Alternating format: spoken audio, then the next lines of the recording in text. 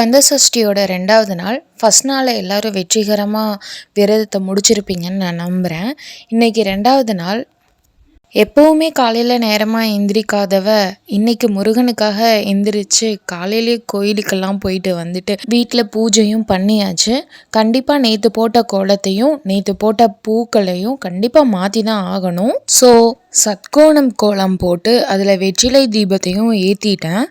இந்த கந்தசஷ்டி விரதத்தில் நிறைய பேருக்கு குழந்தை இல்லைன்னு சொல்லிட்டு குழந்தை வர வேண்டி தான் நீங்கள் இந்த விரதத்தை கடைப்பிடிச்சிட்ருப்பீங்கன்னு நினைக்கிறேன். குழந்தை இல்லாதவங்க கண்டிப்பாக என்ன பண்ணுங்கள், பால் சங்கு வாங்கி உங்களோட கலசம் இருக்கு இல்லையா, அந்த கலசத்தில் வச்சு அதில் ஒரு பூ போட்டு நீங்கள் சரவண பவ அப்படின்னு சொல்லி 108 தடவை நீங்கள் எழுதி அதை ஜெபிச்சுக்கிட்டே இருங்க.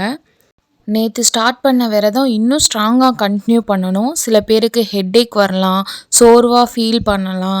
ஆனால் அதெல்லாம் நார்மல் தான். அந்த நேரத்தில் வெற்றிவேல் முருகன்னு சொல்லிட்டு எனர்ஜியை பூஸ்ட் பண்ணுங்கள்.